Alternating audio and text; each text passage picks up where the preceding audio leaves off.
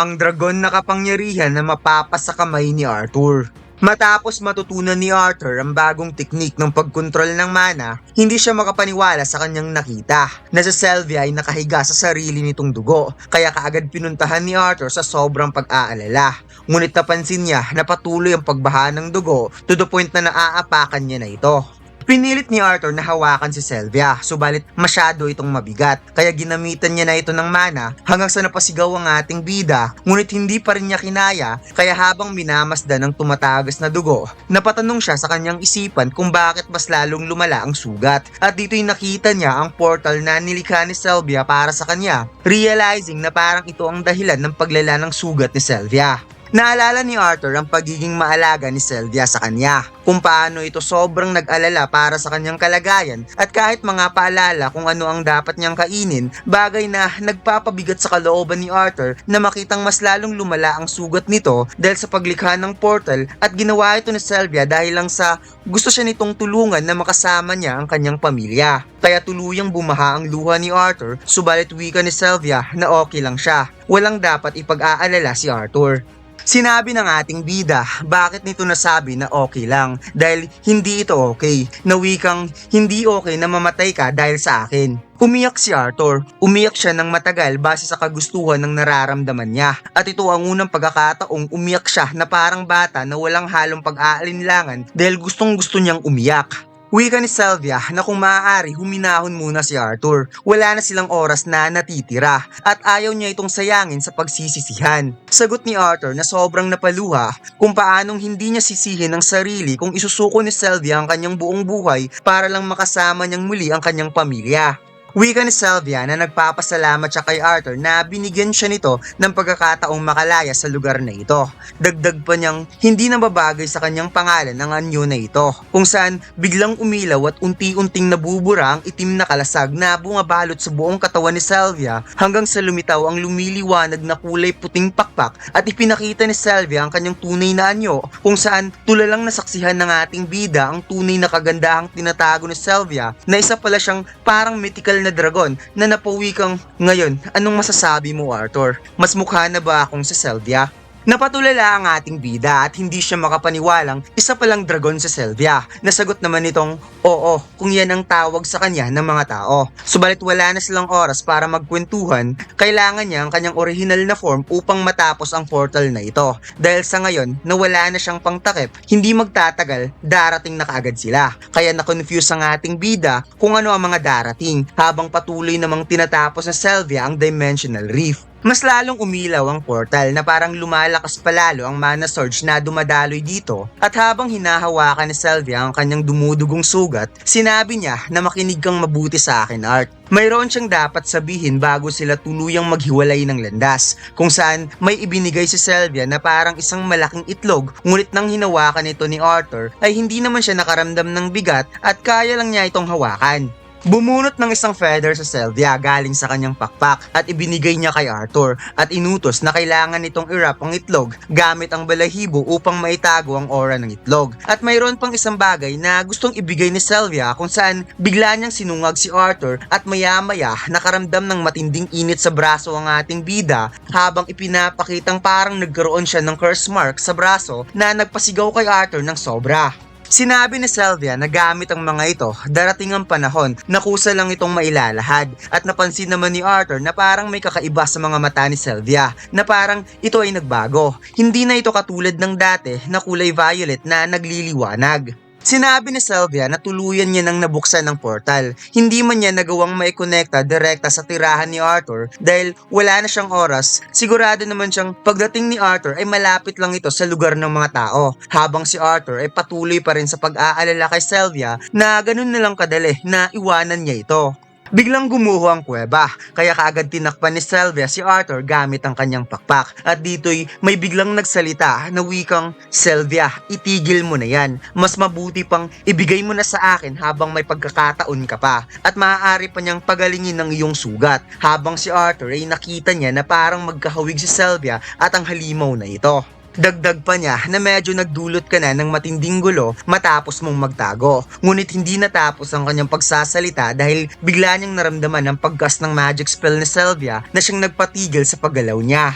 Sinabi ni Sylvia na mayroon siyang aaminin kay Arthur na ang totoo, intensyon niyang patagalin ang paglikha ng transportation spell dahil gusto niya munang makasama si Arthur. Hindi siya hihingi ng kapatawaran pero may isa pa siyang request para kay Arthur. Gusto niyang tawagan siya ni Arthur na isang grandma kahit isang beses man lang. Habang ang halimaw sa likod ay makikitang pinilit na humakbang papalapit kahit naka-activate ang kapangyarihan ni Sylvia. Napahawak sa pakpak ang ating bida at pinilit niyang hilain si Sylvia upang isama sa loob ng portal at sinabing hindi niya alam kung ano ang ginawa ni Sylvia ngunit lahat ng bagay na nasa paligid ay hindi na gumagalaw kaya ngayon maaari na silang tumakas. Napaluha si Sylvia habang minamasdan si Arthur na umiiyak at sinabing alam niya ngunit hindi pwede kung saan binitawan ni Sylvia ang kamay ni Arthur at itinulak niya papunta sa loob ng portal at napawikang paalam Arthur habang si Sylvia ay hindi napigilan ng sarili na tuluyang mapaluha.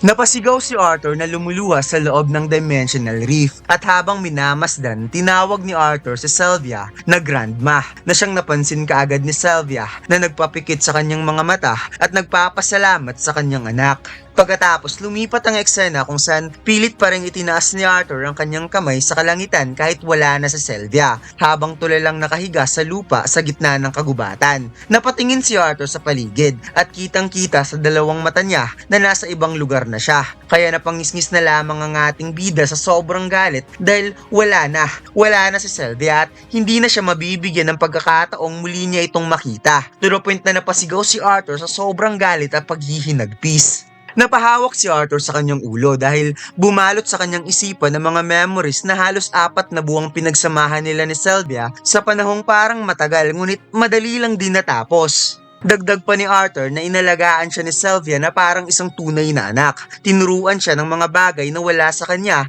upang ihanda siya sa mundong ito.